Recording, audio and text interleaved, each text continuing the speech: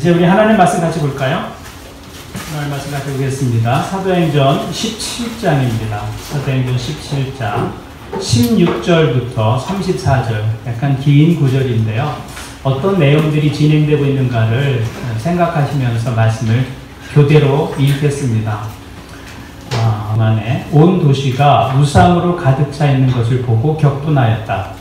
그래서 바울은 베드로에서는 유대 사람들과 이방 사람 예배자들과 도로를 벌였고 또한 광장에서는 많은 사람들과 날마다 토론하였다. 그리고 몇몇 에피쿠로스 철학자와 스토아 철학자도 바울과 논쟁하였는데 그 가운데서 몇몇 사람은 이 말쟁이가 도대체 무슨 소리를 하려는 것인가 하고 말하는가 하면 또 몇몇 사람은 그는 외국 신들을 선전하는 사람인 것 같다 하고 말하기도 하였다. 그것은 바울이 예수를 전하고 부활을 전하기 때문이었다. 그들은 바울을 붙들어 아레오파고 각종 거짓말을 세워서 당신이 말하는 신의 무엇인지 우리가 알 수 있겠소. 당신은 우리 귀에 생소한 것을 소개하고 있는데 도대체 그것이 무엇인지 알고 싶소 하고 말하였다. 모든 아테네 사람과 거기에 살고 있는 외국 사람들은 무엇이나 새로운 것을 말하고 듣는 일로만 세월을 보내는 사람들이었다. 바울이 아레오바고 법정 가운데 서서 이렇게 말하였다. 아테네 시민 여러분, 내가 보기에 여러분은 모든 면에서 종교심이 많습니다. 내가 다니면서 여러분이 예배하는 제사들을 살펴보는 가운데 알지 못하는 신에게라고 새긴 전형도 보았습니다. 그러므로 나는 여러분이 알지 못하고 예배하는 그 세상을 여러분에게 알려드리겠습니다. 우주와 그 안에 있는 모든 것을 창조하신 하나님께서는 하늘과 땅의 주님이시므로 사람의 손으로 지은 신전에 거하지 않으십니다. 또 하나님께서는 무슨 도시락 것이라도 있어서 사람의 손으로 섬김을 받으시는 것이 아닙니다. 그분은 모든 사람에게 생명과 호흡과 모든 것을 주시는 분이십니다. 그분은 인류의 모든 족속을 한 혈통으로 만드셔서 온 땅 위에 살게 하셨으며 그들이 살 시기와 거주할 지역의 경계를 정해 놓으셨습니다. 이렇게 하신 것은 사람으로 하여금 하나님을 찾게 하시려는 것입니다. 사람이 하나님을 더불어 찾기만 하면 만날 수 있을 것입니다. 사실 하나님은 우리 각 사람에게서 멀리 떨어져 계시지 않습니다. 여러분의 시인 가운데 어떤 이들도 우리도 하나님의 자녀이다 하고 말한 바와 같이 우리는 하나님 안에서 살고 움직이고 존재하고 있습니다. 그러므로 하나님의 자녀인 우리는 신을 살아있는 실과 보안으로 분명한 우리가 세계에서 만든 것 같다고 생각해서는 안 됩니다. 하나님께서는 무지했던 시대에는 눈 감아 주셨지만 이제는 어디에서나 모든 사람에게 회개하라고 명하십니다. 그것은 하나님께서 세계를 정의로 심판하실 날을 정해놓으셨기 때문입니다. 하나님께서는 자기가 정하신 사람을 내세워서 심판하실 터인데 그를 죽은 사람들 가운데서 살리심으로 모든 사람에게 확신을 주셨습니다. 그들이 죽은 사람들의 부활에 대해서 들었을 때에 더러는 비웃었으나 더러는 이 일에 관해서 당신의 말을 다시 듣고 싶소 하고 말하였다. 그런데 바울은 그들을 떠났다. 같이 읽죠. 그러나 몇몇 사람은 바울 편에 가담하여 신자가 되었다. 그 가운데는 아레오파고 법정의 판사인 디오누시오도 있었고 다말이라는 부인도 있었고 그 밖에 다른 사람도 있었다. 아멘. 우리는 지금 사도행전의 내용을 따라서 말씀을 생각해 보고 있는데요. 오늘 말씀은 아테네라는 도시에서 있었던 일입니다. 사도 바울은 데살로니가라는 곳에서 복음을 전하다가 박해가 일어나자 베레아로 내려갑니다. 그리고 베레아에서 또 박해가 일어나자 거기에서 다시 아테네로 내려오게 되죠. 아테네는 여러분도 잘 알고 있는 도시입니다. 그리스의 수도이죠. 그 도시는 지금도 유명한 도시지만 그때에도 유명한 도시였습니다. 그리스의 대표적인 철학자들이 있죠. 누가 있어요? 소크라테스나 플라톤이나 아리스토텔레스 이런 사람들이 이 도시에서 활동을 했어요. 또한 역사상 처음으로 민주주의가 실험된 곳이 아테네입니다. 민주주의를 영어로 데모크라시라고 부르잖아. 이 말이 데모크라티아라는 말에서 온 말인데 이게 헬라어입니다. 데모스라는 말은 백성이라는 뜻이고 크라티아라는 말은 권력이라는 뜻이에요. 백성에게 권력이 있다 그런 뜻이고요. 이게 아테네에서 시작되어졌던 정치 체제였습니다. 거기에서 민주주의가 시작된 것이죠. 그러니까 아테네는 서양의 정신과 민주주의의 고향이다 이렇게 말할 수 있습니다. 그 도시는 유명한 도시였어요. 사도 바울은 구약의 율법에만 탁월한 사람이 아니라 당시의 문학과 철학에도 아주 탁월한 사람이었기 때문에 아테네를 방문하는 일이 굉장히 기대가 되었을 것입니다. 흥분되고 기대가 되는 일이었을 거예요. 아테네는 지금 현대인의 눈에도 경이로운 곳입니다. 유엔에서는 인류가 보존해야 할 문화적 유산들을 이렇게 선정하잖아요. 그게 유네스코가 선정한 인류의 문화유산 이렇게 말하는데 1번이 뭔지 아세요? 1번이 아테네의 파르테논 신전입니다. 현대인의 눈에도 압도할 만한 건축물이에요. 그 건축물이 언제 있었을까요? 바울 시대에도 있었던 것이죠. 바울 시대. 어떻게 그런 건축물을 그 당시에 지을 수 있었을까? 지금의 눈으로도 믿어지지가 않아요. 그러니 당시에 아테네를 방문하는 사람들은 그 도시가 가진 문화, 역사, 사상, 그 건축물의 규모와 그 화려함, 그런 것들 앞에 압도당할 수밖에 없는 그런 도시였다는 것이죠. 그런데 사도 바울은 그런 화려한 문화와 사상에 압도당하지 않았습니다. 오히려 그는 그 문화의 이면을 꿰뚫어 보는 사람이었습니다. 그는 아테네를 방문해서 이곳저곳을 둘러보다가 도시 곳곳에 모셔진 신전들을 보았습니다. 제단들을 보았어요. 사람들이 그 신상들 앞에 제물을 바치고 있었습니다. 그 광경을 본 바울의 모습을 오늘 말씀은 이렇게 기록하고 있습니다. 16절을 보니까 바울은 아테네에서 그들을 기다리고 있는 동안에 온 도시가 우상으로 가득 차 있는 것을 보고 격분하였다. 사도 바울이 아테네 도시를 돌아보면서 발견한 것은 두려움에 사로잡힌 인간의 모습이었습니다. 그래서 그들은 하다못해서 알지 못하는 신에게 바치는 제단, 그런 제단도 만들어 놓고 있었습니다. 혹시 우리가 알아채지 못한 신이 있을까봐, 그래서 자기를 소외시켰다고 진노하고 재앙을 내릴까봐 알지 못하는 신에게 그렇게 써붙인 제단도 있었다는 것이죠. 거기서 사도 바울은 신의 노여움을 사지 않으려고 안간힘을 쓰고 있는 인간의 모습을 본 것입니다. 그들에게 신들이 많았다는 것은 그만큼 그들이 가진 고통과 두려움이 다양했다는 것을 의미하는 것이었습니다. 그것을 보고 사도 바울은 격분했다 기록하고 있습니다. 고통스러울 만큼 화가 났다 그 말입니다. 그런데 사도 바울은 그런 거룩한 분노를 가지고 아테네 시민들에게 복음을 전하고 있는데 이렇게 시작하고 있습니다. 22절을 보니까 바울이 아레오바고 법정 가운데 서서 이렇게 말하였다. 아테네 시민 여러분, 내가 보기에 여러분은 모든 면에서 종교심이 많습니다. 내가 다니면서 여러분이 예배하는 대상들을 살펴보는 가운데 알지 못하는 신에게라고 새긴 제단도 보았습니다. 그러므로 나는 여러분이 알지 못하고 예배하는 그 대상을 여러분에게 알려드리겠습니다. 바울이 이렇게 말하면서 복음의 접촉점을 만들어가는 것입니다. 지금 결코 무례하지 않습니다. 그러면서도 분명한 복음을 전합니다. 그들의 모습을 존중해 줍니다. 그러나 복음은 분명하게 전하고 있습니다. 우리에게 이러한 지혜가 필요한 것이죠. 교회가 세상과 또 문화에 타협해서는 안 되겠지만 무조건 배척만 해서도 안 됩니다. 우리는 다문화 시대를 살고 있습니다. 우리 이거 인정해야 합니다. 우리 이제 단일 민족이 아니에요. 여러 문화들이 함께 살고 있습니다. 마음을 열어야 돼요. 다종교 사회입니다. 기독교가 국교가 아니에요.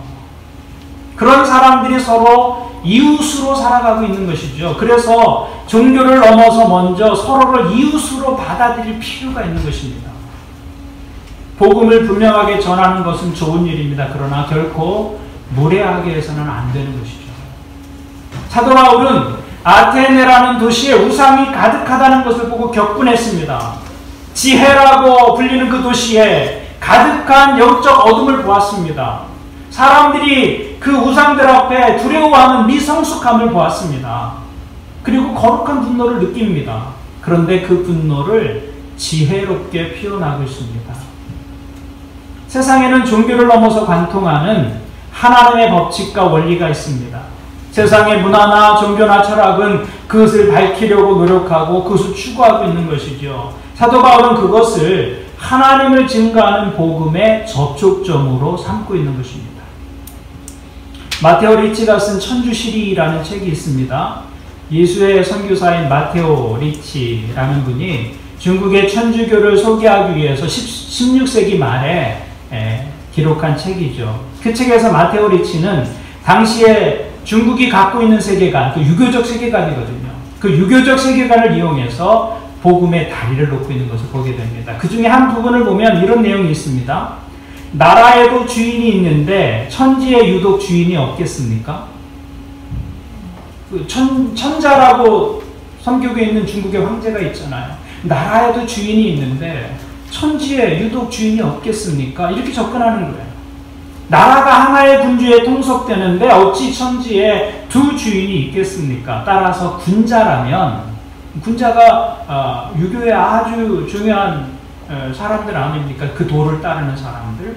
따라서 군자라면 우주의 근본이요 창조와 생성의 으뜸을 반드시 잘 인식하여 앙모하고 사삭해보지 않을 수 없습니다. 이러면서 기독교의 신앙을 이야기하는 것이죠. 복음을 전하는 사람들에게 이런 지혜가 필요한 것입니다.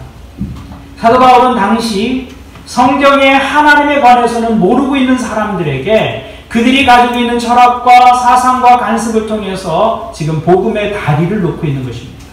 그들이 가진 철학과 대립하고 싸운 것이 아니라 그들에게 익숙한 생각과 언어를 통해서 복음이 들려지게 하고 있는 것이죠. 오늘 말씀을 보면 사도 바울이 아테네 시민들에게 복음을 전할 때 사용한 두 가지 접촉점을 볼 수 있습니다. 그리고 이것은 오늘날 우리에게도 여전히 유효한 것들입니다. 먼저 사도 바울은 아테네 시민들에게 이렇게 말합니다. 제가 도시를 구석구석 돌아보았는데 여러분은 모든 면에서 종교적인 사람들입니다. 이렇게 말합니다. 그 도시의 많은 우상들을 돌아보고 나서 사도 바울이 한 말입니다. 정직하게 표현하면 사도 바울은 당신들은 우상 숭배에 쩌들어 있는 사람들입니다. 어찌 그리 어리석습니까? 이렇게 말하고 싶었을 것입니다. 그런데 그렇게 표현하면 그 사람들이 사도 바울의 이야기를 듣겠습니까? 마음이 다치는데, 마음이 다치면 귀가 다치잖아요. 그래서 같은 내용을 당신들은 모든 일에 종교심이 많은 사람들입니다. 이렇게 표현하고 있는 것이죠. 사도 바울이 본 아테네 사람들 안에 종교심이 있었습니다. 그런데 그것은 그 사람들에게만 있는 것이 아니라 어느 시대나 어느 지역에서나 공통적으로 나타나는 현상입니다. 과거에도 그랬고 지금도 그렇습니다. 그래서 인간은 어디를 가나 다 똑같습니다. 그 종교심이 다 안에 있어요. 우상은 어느 특정한 지역이나 특정한 사람들에게서만 일어나는 현상이 아니라 전 인류적인 현상입니다. 배운 사람이나 배우지 못한 사람이나 똑같습니다. 문명인이나 문명이 아직 전화해지지 않은 오지나 모두 다 인간이 사는 곳에는 그런 종교적 모습들이 있다는 것이죠. 그 형태와 개념의 차이가 있을 수 있지만 그런 우상은 전 인류적 현상이다라는 것이죠. 왜 그럴까요? 그것은 하나님께서 인간을 그렇게 지으셨기 때문입니다. 전도서 기자는 이렇게 말합니다. 하나님이 모든 것을 지으시되 때를 따라 아름답게 하셨고 또 사람들에게는 영혼을 사모하는 마음을 주셨느니라. 하나님이 모든 것을 만드셨는데 특별히 사람들에게 무엇을 주셨다고 말씀하세요? 영혼을 사모하는 마음을 주셨다는 거예요. 이 사모한다는 말은 강력히 원한다는 말입니다. 다른 것으로 대신할 수 없고 다른 것으로 만족할 수 없는 것, 그것이 사모한다는 말이죠. 방학을 맞아서 우리 자녀들이 여기에서 공부하다가 돌아오는 아이들이 있습니다. 여기에서 공부하다 보면 한국 음식이 간절하게 생각이 나죠. 특별히 한국에 가면 반드시 먹고 온다. 그런 음식이 있잖아요. 그게 사모하는 겁니다. 사모. 떡볶이를 사모했어요. 빨간 떡볶이를 막 사모하고 왔는데 떡국을 끓여주면 만족하겠습니까? 같은 떡인데 어때? 그래도 떡볶이와 떡국은 같은 게 아닙니다. 먹어도 만족할 수 없죠. 대신할 수 없는 거죠.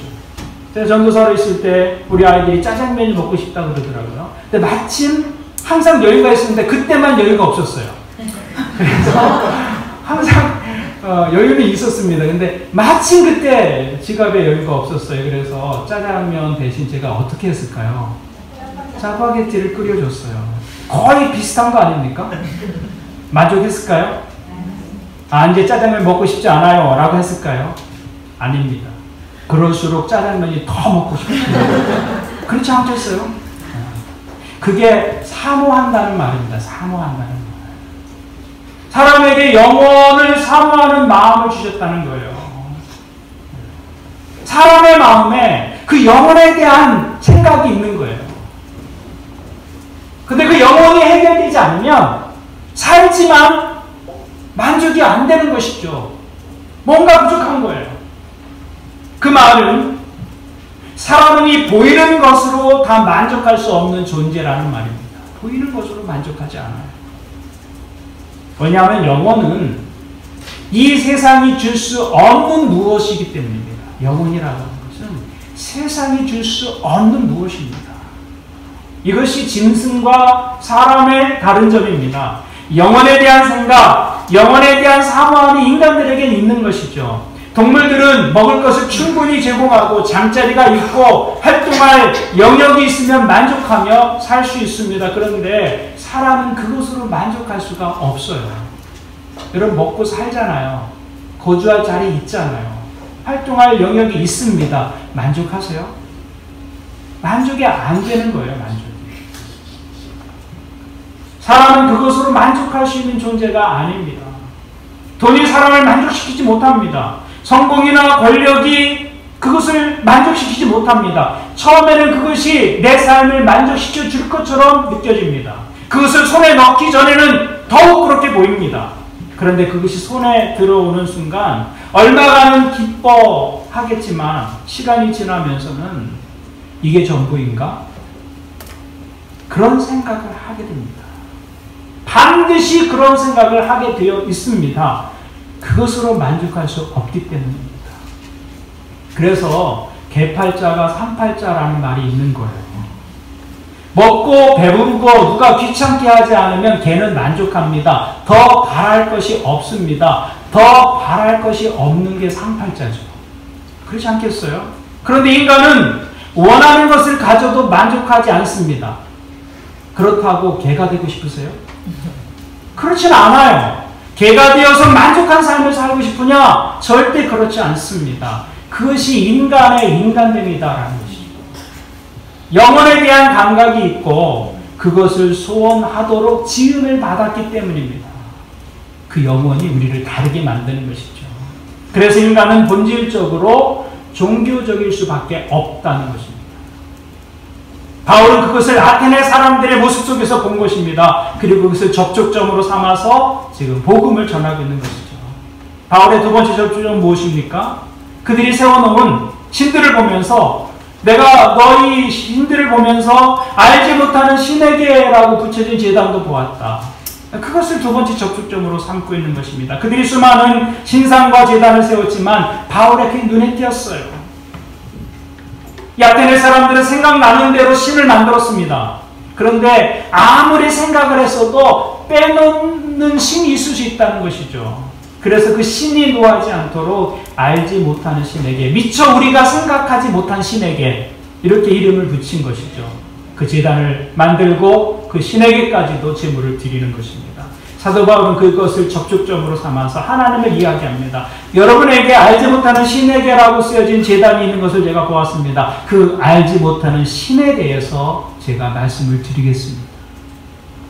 그렇게 접근한 것입니다. 그러니까 사람들이 바울의 말에 귀를 기울일 수밖에 없는 것이죠. 그래서 사람들이 바울을 아레오바고 법정에 데리고 갔습니다. 아레오바고는 도시의 높은 언덕에 세워진 장소였는데 거기에서 종종 재판이 열리기도 하고 치열한 논쟁이 벌어지기도 했습니다. 그래서 사람들이 사도 바울을 아레오바고 법정에 세우고 그 알지 못하는 신에게 라고 말한 그 신에 대한 이야기를 듣게 된 것이죠.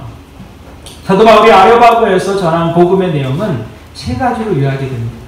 먼저 바울은 하나님의 우주와 그 안에 있는 모든 것을 창조하신 분으로 소개합니다. 24절을 보십시오. 우주와 그 안에 있는 모든 것을 창조하신 하나님께서는 하늘과 땅의 주님이시므로 사람의 손으로 지은 신전에 거하지 않으십니다. 여러분, 이것은 우리에게 당연하게 들리겠지만 아테네 사람들에게는 당연하게 들리는 이야기가 아니었습니다. 당시에는 만물의 근원을 자연 속에서 찾았던 자연철학자들이 그리스에 많았습니다. 우리도 아는 사람들이 있어요. 탈레스라는 철학자는 물이 만물의 근원이다 이렇게 말했습니다. 데모크리토스는 원자가 만물의 근원이다 라고 말했고, 피타고라스의 정리로 유명한 피타고라스는 뭐가 만물의 근원이라고 말했을까요? 수가 만물의 근원이다. 숫자 있잖아요, 숫자. 이런 생각과 논의에 익숙해져 있던 사람들에게 사도 바울은 하나님께서 세상을 창조하셨다 이렇게 말하게 되는 겁니다. 놀라운 고백입니다. 성경은 하나님이 존재하는 모든 것을 지으셨다고 말합니다. 하나님으로부터 세상이 시작되었고 인간의 역사가 시작되었다는 것이죠. 모든 존재와 역사의 근원이 하나님이십니다. 그렇다면 인간의 삶은 그 하나님을 떠나서는 진정한 의미를 발견할 수가 없는 것이죠. 그분이 우리의 생명을 계획하셨고 지으셨기 때문입니다. 그분 없이 살아간다는 것은 인생의 중요한 의미를 잃어버리고 살고 있는 것이죠. 이 세상을 살아갈 때 우리가 하나님을 바로 알지 못하면 우리는 의문에 쌓인 세상을 살게 됩니다. 하나님을 모르면 세상은 의문투성이입니다. 그런데 하나님이 세상을 창조하셨다는 그 창조의 사건을 받아들이면 내가 누구인지 알게 되고 내가 어떻게 살아가는지를 보다 분명히 이해할 수 있게 되는 것이죠. 하나님이 천지를 창조하셨다는 말은 천지가 저절로 생겨난 것이 아니다 그 말입니다. 지음이가 있다 그 말이죠. 우리 하나님이 지으셨다고 말하는 것입니다. 그런데 사람들은 하나님이 세상을 지으셨다는 말을 받아들이기를 거절합니다. 그러면서 세상이 저절로 생겨났다, 우연히 존재하게 되었다라는 말은 아무런 의심 없이 받아들이려고 합니다. 창조에 관한 이야기를 하면서 우리가 혼돈하고 있는 개념을 좀 정리할 필요가 있습니다. 창조라는 개념은 과학의 시대에 받아들이기 어려운 개념이다라고 생각하는 분들이 있습니다. 그런 사람들은 창조와 진화를 서로 반대되는 개념이라고 생각합니다. 학교에서는 진화를 가르치고 교회에서는 창조를 가르치니까 둘 중에 하나는 틀린 것이다 라고 생각합니다. 그런데 그런 개념이 아닙니다. 이 둘은 서로 모순되거나 반대되는 개념이 아닙니다. 창세기 1장은 하나님이 천지를 지으셨다고 선언하고 그것을 기술하고 있습니다. 그런데 창세기 1장의 창조 기사의 내용은 과학적인 다큐멘터리가 아닙니다. 하나님이 언제 어떻게 세상을 지으셨는지 과학적인 정보를 알려주는 내용이 아니에요. 모세가 창세기를 기록할 때는 지금부터 3,500년 전입니다. 그때는 우리 시대와 같은 과학적인 시대가 아니었습니다. 그들의 언어는 과학적인 언어가 아니었어요. 지구가 평평하다고 믿고 있었고 태양이 동쪽에서 떠서 서쪽으로 진다는 것을 사실로 믿고 있었습니다. 표현이 아니라 사실로 믿고 있었다 그 말이죠. 그러니까 창세기에서 세상이 어떻게 지어졌는지 기록하고 있는 내용을 가지고 과학적으로 이것을 접근하려고 하는 것은 어리석은 일이죠. 그것은 시나 수필을 과학적 논문으로 대하는 것과 같은 어리석음입니다. 창세기는 누가 왜 세상을 창조했는지를 보여줍니다. 언제 지었는지, 어떻게 지었는지를 말하고 있는 게 아니에요. 근데 우리가 창세기에서 언제 세상이 시작되었고 어떻게 세상은 지어졌는지를 찾으려고 한다면, 그 과학적인 방법으로 접근해서 그것을 찾으려고 한다면 그건 어리석은 접근이 되는 것입니다. 성경이 그것을 말하고 있지 않기 때문에. 그래서 우리는 성경이라는 책과 자연이라는 책을 통해서 하나님을 알아가야 하는 것이죠. 이 두 권의 책을 가지고 있는 것이죠, 우리가. 진화라는 개념도 우리가 원래 진화와 창조는 서로 반대되는 개념이다라고 교회에서 배워왔기 때문에 진화라는 단어 자체에 알러지가 있습니다. 그런데 그런 것이 아니죠. 진화는 세상에서 발견되어지는 현상입니다. 그 현상을 과학적으로 규명하고 설명하는 것이 진화학, 진화과학이라고 표현하는 것이죠. 이런 것들은 가치 중립적인 것입니다. 피타고라스의 정리, 가치 중립적인 것이죠. 그 자체가 어떤 가치를 말하고 있지 않아요. 신이 있다 없다를 말하고 있는 것이 아닙니다. 중립적인 거예요. 그런데 그 과학적인 팩트를 가지고서 신이 없다, 그러므로 신이 없다라고 말하면 그때부터는 과학이 아닙니다. 그것은 세계관이고 신념이 되고 믿음이 되는 거예요. 같은 과학적인 사실 앞에서 사람들은 서로 정반대로 반응할 수 있습니다. 어떤 사람은 그러므로 신은 없다, 세상은 저절로 되었다, 그렇게 반응하는 사람들이 있습니다. 이것을 무신론이라고 부르는 것입니다. 그러나 같은 과학적인 현상 앞에서 그러므로 하나님이 계시다라고 말할 수도 있는 것이죠.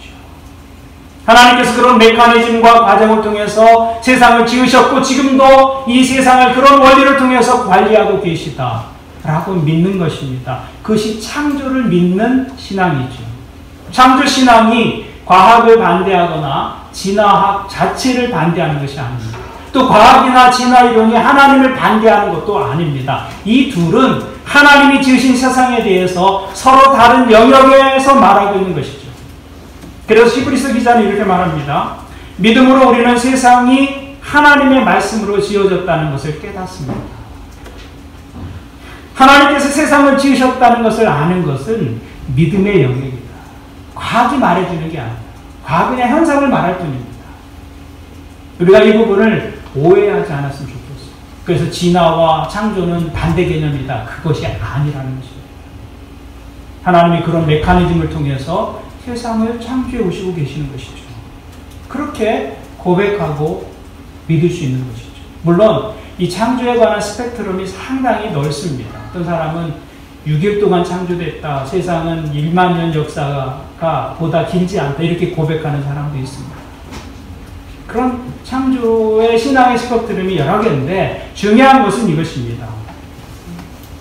세상이 저절로 되었다고 믿는 믿음이 정말 옳은가라는 것입니다. 세상이 저절로 되었다. 세상은 그냥 우연히 생겨났다라고 믿는 것이 정말 옳은가라는 것이죠. 사람들은 세상이 저절로 되었다는 것에 대해서 아무런 문제를 삼지 않습니다. 세상은 우연이다. 저절로 생겨난 거예요. 거기에 이의를 제기하지 않으려고 합니다. 그런데 하나님이 세상을 창조하셨다라는 말에는 이의를 제기합니다. 그것을 어떻게 믿느냐. 그래서 참 이해하기 어려운 이야기입니다. 그 우연이라는 말이, 저절로 되었다는 말이 그렇게 확실한 이야기냐라는 것이죠. 우연이라는 개념이, 저절로 생겨났다는 그 개념이 아무도 이의를 제기하지 않을 만큼, 그래서 확실하게 믿을 만큼 그렇게 확실한 개념이냐, 의심해 볼 여지가 없는 개념이냐라는 것입니다. 우연이라는 말은 목적이 없다는 말이에요. 의미도 없고 계획도 없다는 말입니다. 그런데도 사람들은 우리 인생이 그런 우연의 결과라는 말을 아무런 의심 없이 받아들이려고 한다는 것입니다. 여러분, 제가 아이패드를 사용합니다. 아이패드를. 꽤 복잡한 기계입니다. 이 안에 소프트웨어가 돌아가고 있습니다. 그런데 이 기계와 이 안에 소프트웨어가 만든 사람이 없이 저절로 여기 있게 되었다고 말하면 여러분 제 말을 믿으시겠습니까? 아무도 그것을 믿을 사람이 없을 거예요. 이건 우연일 수가 없어요. 이 정교한 기계와 운영 시스템이 우연하게 생겨날 수 없습니다. 인간이 만든 겁니다. 근데 이렇게 생각해 보십시오. 이 아이패드는 인간이 만들었다고 말하면서 이 정교한 기계를 만들어낸 인간은 우연히 생겨났다. 우리가 지금 이렇게 말하고 있는 겁니다. 이거 엄청난 모순 아닙니까? 여기 눈에 보이는 것들은 우연히 존재하는 것이 아니라 다 사람이 계획하고 의도해서 만든 것이다 라고 말하고 있으면서 이것들을 만들어내는 사람에 대해서는 우연히 존재하는 것이다. 이렇게 말하고 있는 것이죠. 그것을 믿는 것은 세상을 하나님이 창조했다는 사실을 믿는 것보다 사실은 훨씬 더 큰 믿음이 필요한 내용입니다. 그렇지 않겠어요? 근데 사람들이 이것을 의심 없이 받아들인다는 거예요. 창조신앙이란 모든 것이 하나님에 의해서 시작되어진 것을 믿는 신앙입니다. 어떻게 진행됐느냐는 과학의 영역에서 밝혀내야죠. 과학이 계속 발전하면서 많은 것들을 알게 되는 것입니다. 근데 분명한 것은 내 인생이, 내가 사는 이 세상이, 그리고 이 역사를 주관하시는 분이 바로 하나님이시다라는 것을 믿는 것이죠. 그 믿음을 가지면 우리 인생의 자기 이해가 달라지게 됩니다. 내 인생을 창조자 하나님과의 관계에서 보기 때문에 내 시각이 달라지는 것이죠. 그때 인생은 비로소 바른 답을 갖게 되는 것입니다. 우리 예배하는 여러분들에게 이 믿음이 있기를 바랍니다. 그런데 우리를 지으신 하나님은 어떤 분이시냐? 이것이 바울의 두 번째 논지입니다. 25절을 보십시오. 25절. 또 하나님께서는 무슨 부족한 것이라도 있어서 사람의 손으로 섬김을 받으시는 것이 아닙니다. 그분은 모든 사람에게 생명과 호흡과 모든 것을 주시는 분이십니다. 사도 바울은 하나님에 대해서 말씀하면서 하나님은 무슨 부족한 것이 있어서 사람의 손으로 섬김을 받으시는 분이 아니라고 말하고 있습니다. 하나님은 사람들이 재물을 바쳐야 노여움을 푸시는 그런 존재가 아니라는 말입니다. 지금 아테네 사람들이 생각하고 있는 신에 대한 개념과 전혀 다른 것을 말하고 있는 것이죠. 하나님은 오히려 모든 사람들에게 생명과 호흡과 모든 것을 주시는 분이시다라고 말씀합니다. 이것은 아테네 사람들이 생각했던 신의 개념과는 전혀 다른 개념입니다. 하나님은 인간으로부터 무엇을 받으시는 분 이전에 우리에게 먼저 주시는 분이시다 라고 말씀하고 있는 것이죠. 오늘 우리가 누리고 살고 있는 모든 것이 다 하나님께로부터 온 것입니다. 우리가 누리는 것 가운데 하나님께로부터 오지 않은 것이 무엇이 있습니까? 아무것도 없어요. 다 하나님께로부터 온 것입니다. 우리가 신께 무엇을 드려야 하는 것이 아니라 모든 것이 하나님께로부터 주어진 것입니다. 그런 의미에서 인간은 철저히 의존적 존재입니다. 인간은 자존적 존재가 아니에요. 스스로 살 수 있는 존재가 아닙니다. 오늘이라도 하나님이 태양을 가려버리신다면 이 땅엔 아무것도 존재할 수 없습니다. 지구에 있어서 태양은 절대적 존재입니다. 그런데 그런 인간이 태양을 지으신 하나님 없이 살려고 하는 것은 엄청난 착각이죠. 그래서 사도 바울은 오늘 말씀에서 이렇게 말합니다. 28절을 보니까 우리는 하나님 안에서 살고 움직이고 존재하고 있습니다. 우리는 하나님 안에서 살고 움직이고 존재하고 있습니다. 그렇게 믿으세요? 혼자 살고 있다고 믿으시는군요. 이게 고백이에요. 사도 바울의 고백이에요. 우리는 하나님 안에서 살고 그분 안에서 움직이고 그분 안에서 존재하고 있습니다. 이 사실을 겸손히 인정할 때, 그리고 가슴 깊이 이 부분을 인식하며 살아갈 때 비로소 삶은 안전할 수 있는 것이죠. 상황과 환경에 함몰되지 않고 그 너머에 계시는 하나님, 나는 그 하나님 안에 있다. 상황과 환경에 함몰되지 않고 그 너머에 계신 하나님께 소망을 줄 수 있는 것이죠. 그것이 창조의 신앙인 것입니다. 우리가 하나님을 떠나서 살 수 없는 사람들입니다. 하나님 안에서 살고 움직이고 존재하고 있습니다. 그런데도 바닷속에 살고 있는 물고기가 바다의 존재를 모르듯이 하나님에 대해서 그렇게 사는 사람들이 있는 것입니다. 바다에 사는 물고기들이 그 바다의 존재를 몰라요. 우리가 하나님 안에서 살고 움직이고 존재하는데 하나님을 모르는 것입니다.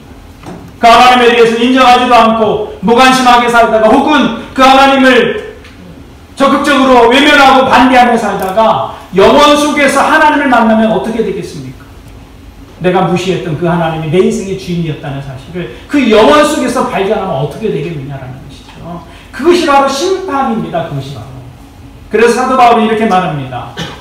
30절 31절을 보니까 하나님께서는 무지했던 시대에는 눈 감아 주셨지만 이제는 어디에서나 모든 사람에게 회개하라고 명하십니다. 이것은 하나님께서 세계를 정의로 심판하실 날을 정해 놓으셨기 때문입니다.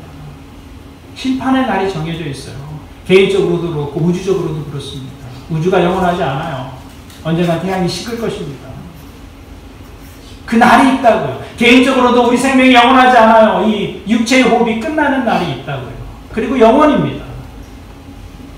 하나님께서 그 심판하신 날을 정해 놓으셨다고 말씀합니다. 히브리서 기자는 이렇게 말하죠. 사람이 한번 죽는 것은 정해진 일이요 그 뒤에는 심판이 있습니다. 하나님에 대해서 무관심으로 살고 부인하며 살다가 영혼 속에서 하나님을 만나게 되는 것, 그것이 심판의 모습입니다. 그런데 하나님은 우리가 영혼 속에서 그런 일을 만나기 전에 이 문제를 해결할 수 있는 길을 주셨습니다. 그 길이 무엇입니까? 30절 말씀을 다시 보십시오. 하나님께서는 무지했던 시대에는 눈 감아 주셨지만 이제는 어디에서나 모든 사람에게 회개하라고 명하십니다. 중요한 단어가 있습니다. 회개라는 단어입니다. 하나님이 제시하시는 인간이 하나님을 만나는 방법이 무엇입니까? 회개하라는 거예요. 회개하라. 예수 그리스도 통해서 하나님께로 돌아서라. 너희가 이렇게 신전을 지어놓고 제물을 드린다고 해서 너희가 하나님을 만나는 것이 아니다. 그래서 24절을 보니까 우주와 그 안에 있는 모든 것을 창조하신 하나님께서는 하늘과 땅의 주님이시므로 사람의 손으로 지은 신전에 거하지 않으십니다. 여러분들이 생각해서 신전을 화려하게 지어놓았지만 하나님은 거기 계시는 분이 아닙니다. 거기에서도 하나님을 만날 수는 없습니다. 그렇게 말하고 있는 것이죠. 인간이 자기 생각을 따라서 신전을 지어놓고 멋지고 화려하게 지어놓았으니까 하나님 이제 여기서 우리 만납시다. 그런 것이 아니라는 것입니다. 하나님을 만나는 방법은 인간이 정하는 것이 아니에요. 여러분이 대통령을 만난다고 생각해 보십시오. 그 만나는 방법을 누가 정합니까? 대통령하고 만났는데 우리 집 근처에 스타벅스 있는데 거기서 만납시다. 그럴 수 있나요? 그럴 수 없어요. 누가 정하죠? 대통령이 정하는 거죠. 대통령 비서실과 경호실에서 만남의 방법, 장소, 드레스 코드, 어떻게 만날 것인지 다 이야기해 줍니다. 그것을 따라야 만날 수 있는 것이죠. 마찬가지입니다. 하나님을 만나려면 하나님이 제시하시는 방법을 따라야 하는 것이죠. 근데 그 방법이 무엇입니까? 회개하라는 것입니다. 하나님 없는 삶에서 돌이켜 하나님께로 돌아오라는 것입니다. 신전을 지어놓고 그분이 감동할 만한 정성을 드리는 것이 아니라 삶의 방향을 돌이키는 거예요. 그것이 전부예요. 하나님 없는 인생을 살다가 태양을 등지고 살다가 태양을 향해서 돌아서면 어둠이 사라지고 그늘이 사라지는 것처럼 하나님을 등지고 살다가 그래서 인생의 죽음이라는 어둠, 고통이라는 어둠을 가지고 살고 있던 우리가 그 하나님을 향해서 돌아서는 것입니다. 그것이 회개입니다. 그게 전부예요. 그게. 하나님이 제시하는 방법은 그것이었다는 것이죠. 회개하라. 하나님이 없는 삶에서 돌이켜 하나님께로 돌아오라. 내 삶의 방향이 잘못되었음을 인정하고 하나님께로 돌아오라는 것입니다. 그래서 바울은 가는 곳마다 예수 그리스도와 회개의 복음을 증거했던 것이죠. 사람이 진지하게 인생을 살기를 원한다면 피할 수 없는 질문이 있습니다. 그것은 하나님이 정말 계시는가? 정말 하나님이 계시다면 우리는 어떻게 살아야 하는가? 이 질문에 답을 가지지 않고는 인생이 만족이 없습니다. 이 질문에 대한 답이 영혼을 결정합니다. 그리고 우리는 영혼을 사모하도록 지음을 받은 존재이죠. 오늘 말씀에서 성경은 말씀합니다. 심판의 날이 정해져 있다. 영혼 속에서 우리는 하나님 앞에 서게 될 것입니다. 그리고 우리 인생에 대한 하나님의 평가가 있게 될 것입니다. 성경은 그것을 심판이라고 표현한 것입니다. 반드시 모든 사람에게 심판이 있습니다. 공의로우신 하나님 앞에 우리의 삶을 가지고 서게 될 거고 우리의 양심을 가지고 서게 될 것입니다. 그런데 하나님은 그 심판의 날 이전에 우리에게 하나님께로 돌아갈 수 있는 길을 허락해 주셨습니다. 그분이 예수 그리스도이십니다. 그분을 통해서 우리를 지으신 하나님, 우리를 복주시는 하나님 앞으로 나아갈 수 있는 것이죠. 내 삶의 방향이 잘못되었음을 인정하고 하나님께로 내 삶의 방향을 돌리는 것입니다. 그 하나님께 응답하는 것이 믿음입니다. 하나님은 우리에게서 멀리 계시지 않습니다. 이미 내 마음 문 앞에 와 계십니다. 우리가 하나님께로 돌아서면 바로 거기에서 하나님을 만날 수 있습니다. 그리고 누구나 하나님의 자녀로 천국의 백성으로 살아갈 수 있습니다.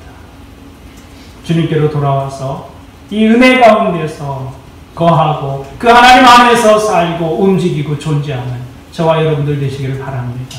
그것이 창조의 신앙. 오늘 여러분에게 이 믿음의 모습이 있기를 주님의 이름으로 축원을 드립니다. 아멘. 기도하겠습니다. 말씀 생각하면서 하나님, 제 인생의 주인 되신 하나님, 근데 때때로 그분을 잊고 살았습니다. 물고기가 바다에 살지만 바다라는 존재를 잊고 사는 것처럼 우리가 하나님 안에 있지만 하나님을 잊고 살 때가 참 많습니다.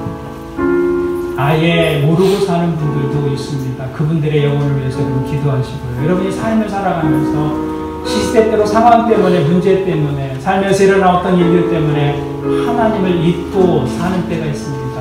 하나님, 제가 하나님을 기억하며 살게 도와주십시오. 그분 안에서 내가 살고 있고 내 생명이 있다는 것을 매 순간 기억하며 살게 도와주십시오. 그래서 상황에 흔들리거나 조건에 흔들리거나 삶에서 일어난 문제 때문에 내 삶이 흔들리지 않게 제게 믿음을 주십시오. 그 고백을 가지고 하나님 앞에 나가서 함께 기도하겠습니다. 하나님 아버지, 오늘 말씀을 통해서 우리를 깨우쳐 주셔서 감사합니다. 멈추어 서서 생각해보면 세상은 그냥 생겨난 것이 아닙니다. 그럴 수 없습니다. 하나님 도와주옵소서. 눈 열어주옵소서. 이 사실을 모르고 바닷속에 있는 물고기가 그 바다의 존재를 인식하지 않고 살듯이 하나님에 대해서 무관심하고 외면하고 반대하며 살아가고 있는 사람들이 있습니다. 우리의 사랑하는 가족들 중에 내가 사랑하는 관계 속에 있는 그 사람 기억하며 주님 앞에 나아가 그 영혼을 축복하며 기도합니다. 눈을 열어주시고 하나님을 알게 하여 주옵소서. 오늘 우리에게 믿음 주셔서 우리의 삶이 하나님 안에 있음을 기억하여 그래서 어떤 상황이 흔들리지 않는 믿음의 삶을 살아가는 하나님의 사람들에게 도와주옵소서. 우리의 삶이 하나님을 돌이키며 거기서 만나는 하나님이 있습니다. 우리의 하나님, 주시는 하나님입니다. 그 하나님과 함께 우리 인생이 시작될 수 있도록 도와주옵소서. 예수의 이름으로 기도합니다. 하나님 아버지, 오늘 예배하는 하나님의 사람들이 우리를 지으신 그 하나님 안에서 살아가게 도와주옵소서. 그분 안에 살고 있었지만 상황 때문에 우리의 연약한 믿음 때문에 그분을 기억하지 못하고 살 때도 참 많았습니다.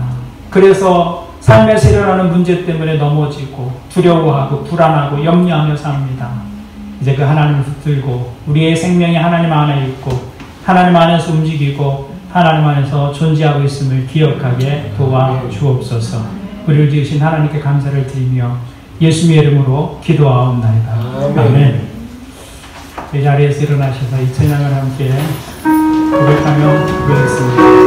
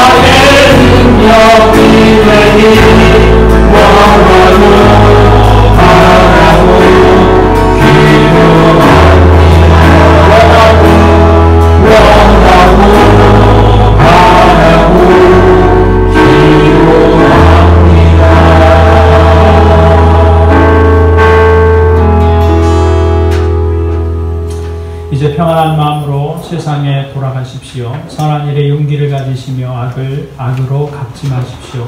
항상 연약한 자를 도우시며 병든 자를 찾아보시며 곤란당하는 이웃을 위로하십시오. 모든 사람을 존경으로 대하시며 주님께 봉사하고 주님을 사랑하십시오.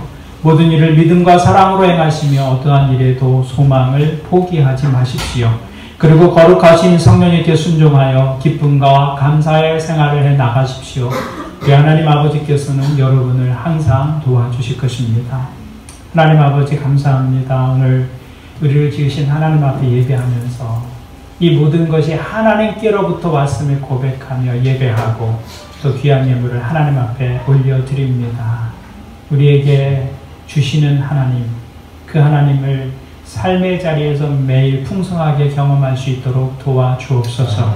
우리의 삶의 수고를 하나님이 기억해 주셔서 그 수고와 땀이 열매로 나타나게 하시고 그 열매를 거둔 후에는 자신만을 위해서 사는 삶이 아니라 이웃을 돌아보며 세상을 돌아볼 줄 아는 나눔과 베품의 삶을 살아가는 하나님의 사람들 되게 도와주옵소서. 이제는 우리 주 예수 그리스도의 은혜와 하나님의 크신 사랑과 성령님의 내주하심, 교제하심이 하나님의 자녀로 이 땅을 살아가면서 그 창조의 하나님, 그분 안에 우리가 있고 움직이고 존재한다는 사실 때문에 매일의 삶을 확신과 담대함으로 살아가기를 소원하는 살아가는 주의 자녀들 머리 위에 함께 하시기를 간절히 축원하옵나이다. 아멘.